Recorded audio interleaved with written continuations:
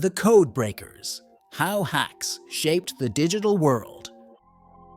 In the pre-dawn hours of November 2nd, 1988, a small piece of code slipped silently into the digital ether of the nascent internet. By sunrise, that tiny digital spark would explode into an inferno that brought America's most prestigious universities and military research centers to their knees. It was neither the first computer program ever written to self-replicate, nor would it be the last to wreak havoc on our digital world. But the Morris worm marked the moment humanity realized that the virtual realm we were building could be as vulnerable as it was powerful. This is the story of 5 moments when the digital world beneath our fingertips revealed its true nature, not as the sterile, controllable environment we imagined, but as a wild frontier where brilliant minds wage wars with code instead of bullets, and a single person with a keyboard can change the course of history. From a graduate student's catastrophic experiment to state-sponsored cyber weapons that destroyed nuclear centrifuges, these are the hacks that didn't just break computers, they shattered our illusions about the technology that now rules our lives. Some of these hackers were criminals, others were heroes, and a few remain shadows known only by their digital fingerprints. But all of them forced us to confront an uncomfortable truth. In a world built on code, those who can break it hold the power to reshape reality itself. The Morris worm, the first digital epidemic. Robert Tappan Morris slouched in his chair at Cornell University's computer lab, his fingers hovering over the keyboard as the autumn wind rattled the windows. The 23-year-old graduate student wasn't plotting to make history, he was just curious. Like a microbiologist studying a novel strain of bacteria, Morris wanted to measure the vastness of the digital realm. His father, a pioneering computer scientist at the NSA, had taught him that understanding a system's vulnerabilities was the key to protecting it. But as Morris typed the final commands that would launch his creation into the wild, he made a single, devastating miscalculation that would transform his intellectual exercise into a digital pandemic. The worm's first moments of life were unremarkable. It probed the computer for vulnerabilities, just as Morris had designed it to do, then began making copies of itself. Each copy would seek out other computers, exploit their weaknesses, and repeat the process. Morris had included safeguards to prevent any machine from being infected twice, but here lay the fatal flaw, his mathematical formula for determining whether a computer was already infected was wildly aggressive. Instead of making a single copy, the worm would frequently make multiple copies of itself, each consuming more resources until the machine ground to a halt. By midnight, the computers at MIT were already displaying the first symptoms. System administrators noticed their machines slowing to a crawl, drowning in countless copies of Morris's creation. The worm was spreading exponentially, jumping from the prestigious universities to military installations, research centers, and beyond. Paul Graham, then at Harvard, would later recall watching in horror as the infection spread across the network map, like watching a time-lapse film of a cancer growing.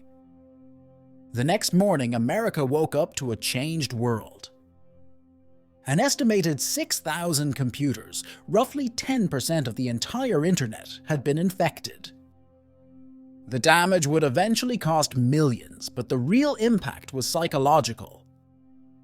The Morris worm exposed a fundamental truth that we had all been too naive to see. The digital networks we were building were as fragile as they were powerful.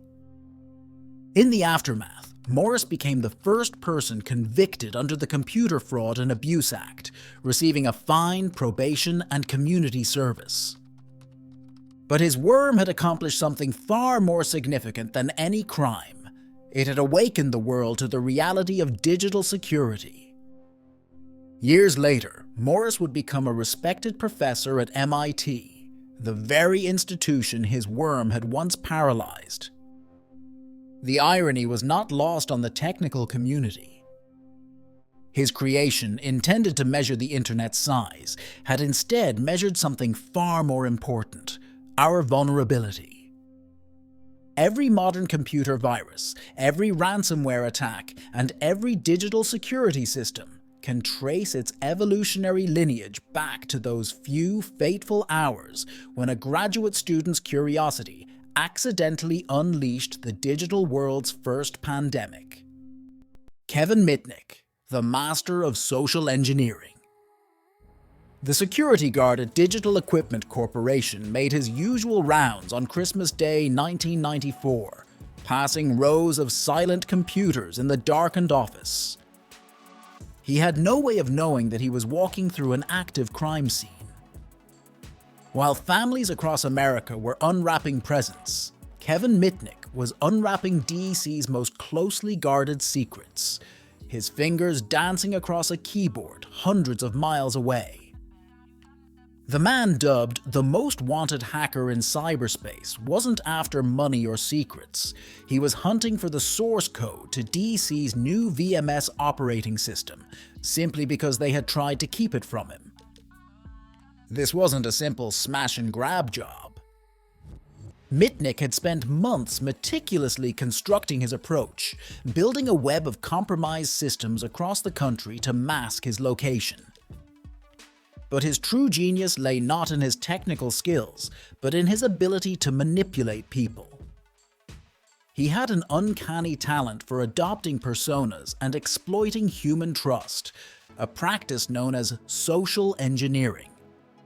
Security guards, receptionists, and system administrators would freely hand over sensitive information to his friendly voice, never suspecting they were talking to the man whose wanted poster hung in their company's security office. But even as Mitnick celebrated his Christmas Day victory, the net was closing in. Federal agents had been tracking his digital breadcrumbs for months, following a trail that led them through compromised systems at Nokia, Motorola, and Sun Microsystems. What they found shocked them. Mitnick hadn't just breached these companies' defenses. He had set up residents in their networks, reading internal emails and eavesdropping on security teams as they tried to track him down. He had turned their own systems into his early warning network. The end came on February 15, 1995 in Raleigh, North Carolina. FBI agents led by cybercrime pioneer Tsutomu Shimomura triangulated Mitnick's position using cellular frequency trackers. As they closed in on his apartment, Mitnick was online, probing a new target. The first indication that his luck had run out was the sound of helicopter rotors. He barely had time to trigger his delete scripts before agents burst through the door, ending a 2.5-year digital manhunt that had captivated the technology world. The media painted Mitnick as a supervillain who could launch nuclear missiles by whistling into a phone, a myth he found darkly amusing during the 5 years he spent in prison. The reality was both simpler and more profound.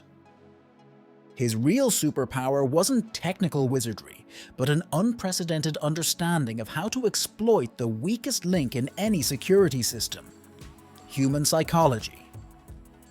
Today, as a reformed white-hat security consultant, Mitnick teaches corporations that same lesson.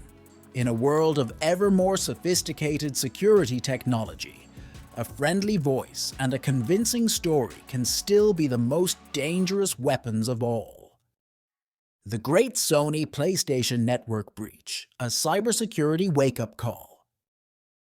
On April 19, 2011, engineers at Sony's PlayStation Network Operations Center noticed unusual activity on their servers. Within hours, they realized they weren't dealing with a glitch. They were watching their gaming empire crumble in real time. Someone had penetrated the PlayStation Network's defenses so completely that Sony had only one option: pull the plug on the entire system. In an unprecedented move, they forced 77 million gaming consoles worldwide to go dark. The timing couldn't have been worse. The attack came just weeks after Sony had laid off network security staff in a cost-cutting measure. Now, millions of gamers found themselves locked out of their accounts during the Easter holiday break. But as forensic investigators combed through the digital wreckage, they discovered something far more chilling than interrupted gaming sessions. The attackers had made off with a treasure trove of personal data, including credit card information, that would make this one of the largest data breaches in history. The attack itself was a masterclass in persistence and patience. The hackers had exploited a vulnerability in Sony's website framework to gain initial access, then methodically worked their way through the network, escalating their privileges and covering their tracks.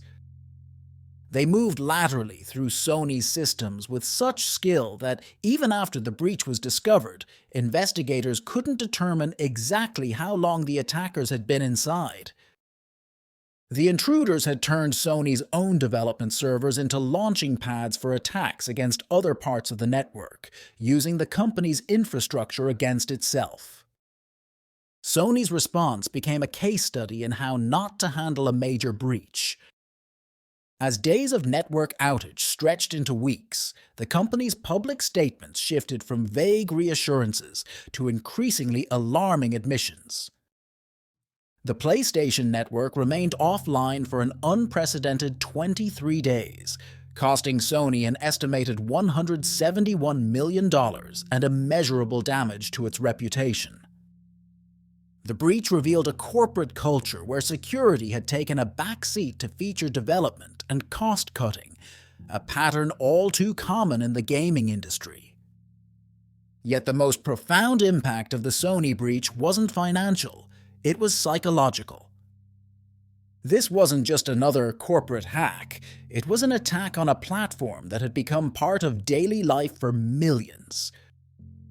Parents who had never thought twice about entering their credit card information to buy their children game tokens were suddenly confronted with the reality that their digital lives could be weaponized against them. The breach marked a turning point in how the public viewed digital security, transforming it from an abstract technical concern into a visceral personal threat. Stuxnet, the dawn of cyber-physical warfare. Deep beneath the desert sands of Natanz, Iran, uranium centrifuges spun at precisely 63,000 revolutions per minute, monitored by engineers who had no reason to suspect that the machines under their control had been silently reprogrammed to destroy themselves. The first signs of trouble seemed innocent enough. Centrifuges were failing at unusually high rates. But as Iranian nuclear scientists replaced the broken machines, new ones began failing too. For months, they chased mechanical ghosts, never imagining they were witnessing the world's first real-time demonstration of cyber-physical warfare. Stuxnet revealed itself to the wider world in June 2010, when a small security firm in Belarus investigated a printer problem in Iran. What they found defied belief. A piece of malware so sophisticated it used 4 separate zero-day exploits, previously unknown software vulnerabilities that even their makers were unaware of. Each 0 day typically commanded a price of hundreds of thousands of dollars on the black market. For a single piece of malware to burn through 4 of them suggested something unprecedented. A nation-state had decided to unleash its full cyber arsenal. The genius of Stuxnet lay not in its individual components, but in its ability to bridge the digital and physical worlds. The malware was programmed to seek out specific Siemens industrial controllers, the exact model used in Iran's uranium enrichment facility. Once it found its target, it would record normal operations for weeks, playing back this Everything is fine data to monitoring systems while simultaneously sending the centrifuges on a suicide mission, alternately spinning them too fast and too slow, all while telling operators that nothing was amiss. The development of Stuxnet marked a watershed moment in military history. Previous cyber attacks had focused on stealing information or disrupting computer systems.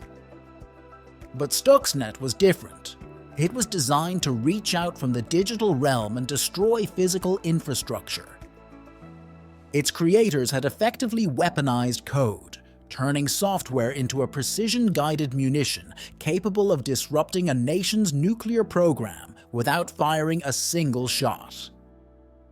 Years later, forensic analysis would reveal Stuxnet's true sophistication. The malware contained modules that could be updated in the field, allowing its controllers to modify its behavior based on what it encountered. It used stolen digital certificates to disguise itself as legitimate software. Most remarkably, it was programmed to automatically disable itself on June 24, 2012, like a digital assassin with a predetermined expiration date. But while Stuxnet eventually vanished from infected systems, its implications would endure. The world's military powers had crossed a threshold. They had proven that with enough resources and expertise, the digital realm could be used to reach out and break things in the physical world. The age of cyber-physical warfare had begun. The Shadow Brokers, unleashing chaos on the NSA's cyber arsenal. On August 13, 2016, a mysterious group calling themselves the Shadow Brokers posted a message on Pastebin that read like a rejected James Bond plot. They claimed to have hacked the NSA's elite hacking unit and were auctioning off the stolen cyber weapons to the highest bidder. The security community's initial skepticism evaporated when the group posted sample files containing sophisticated exploitation tools bearing the NSA's distinctive coding style. The impossible had happened. Someone had robbed America's premier cyber arsenal. The Shadow Brokers' initial auction flopped spectacularly, raising only the equivalent of $1,000 in Bitcoin. But money was never their true objective. With each failed auction, they released more weapons from their stolen cache, like a child throwing their older siblings' toys out the window. Among these digital arms was Eternal Blue, a weapon so powerful that NSA analysts had internally dubbed it the crown jewel of their collection. This sophisticated exploitation tool could remotely compromise any unpatched Windows system in seconds, spreading through networks like wildfire. The true magnitude of the Shadow Brokers' actions became apparent in May 2017, when a piece of ransomware called WannaCry swept across the globe. Built using the stolen Eternal Blue exploit, WannaCry infected over 230,000 computers in 150 countries within just 24 hours. Hospitals in the UK were forced to turn away patients. German railway stations displayed ransom demands on their information boards. The NSA's cyber weapons, designed for precision targeting, had been transformed into instruments of mass destruction. Just 6 weeks later, another Shadow Brokers-derived attack struck. NotPetya, masquerading as ransomware, tore through Ukraine's financial sector before spreading worldwide. Unlike WannaCry, NotPetya's true purpose wasn't extortion. It was pure devastation. The malware permanently encrypted infected systems, causing over $10 billion in damages. Shipping giant Maersk had to replace 45,000 computers. Global pharmaceutical company Merck lost $870 million in sales. The digital weapons meant for covert operations had sparked the equivalent of a cyber pandemic. The Shadow Brokers' true identity remains one of cybersecurity's greatest mysteries. Their broken English communications suggested Russian origins, but many analysts believe this was intentional misdirection. Their attack demonstrated an uncomfortable truth. In cyberspace, weapons can be stolen without breaking physical security, copied infinitely at zero cost, and repurposed by anyone with sufficient technical skill. The NSA's arsenal, built over decades with billions of taxpayer dollars, had been democratized overnight. Every cybercriminal with an internet connection now had access to nation-state level weaponry, and the digital world would never be the same. The future of cyber warfare, challenges and lessons. In a basement office at the University of California, San Diego, a quantum computer hums quietly in its supercooled chamber. The researchers studying it aren't focused on what it can do. They're worried about what it might undo. Within a decade, machines like this will be able to shatter the encryption algorithms that protect everything from banking transactions to military communications. The quantum apocalypse, as cryptographers have dubbed it, threatens to retroactively decrypt every secured message ever sent. In the eternal arms race between code makers and code breakers, quantum computing represents an extinction-level event. Yet as we stand on the precipice of this new era, the lessons from history's greatest hacks seem almost quaint. Morris taught us that complex systems have unforeseen vulnerabilities. Mitnick showed that humans remain the weakest link. Sony learned that corporate bureaucracy can be more devastating than any technical exploit. Stuxnet demonstrated that code can reach out and touch the physical world. And the shadow brokers proved that even the most sophisticated cyber weapons can escape their master's control. But tomorrow's battles will be fought on terrain we can barely imagine.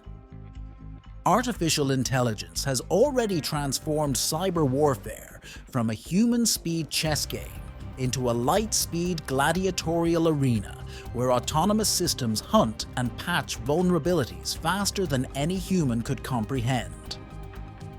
The Internet of Things has converted every smart device into a potential entry point, turning our homes and cities into vast attack surfaces. Quantum entanglement promises unhackable communications, even as quantum computers threaten to unravel decades of encrypted secrets. And somewhere, in classified laboratories around the world, researchers are developing the next generation of digital weapons that will make Stuxnet look like a child's toy. The future of cyber warfare won't be fought over government secrets or corporate databases. As our lives become increasingly digitized, from autonomous vehicles to medical implants to neural interfaces, the battleground will shift to the infrastructure of human existence itself. The next great hack won't just steal data or break machines.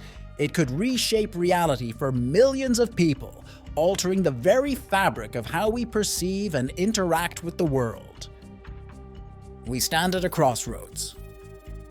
The same technologies that promise to revolutionize humanity's potential also contain the seeds of unprecedented vulnerability.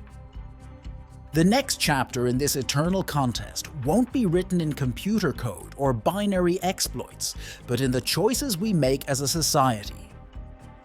In the end, the greatest lesson from these 5 historic hacks might be the simplest. In the digital age, security isn't just a technical challenge, it's a human imperative.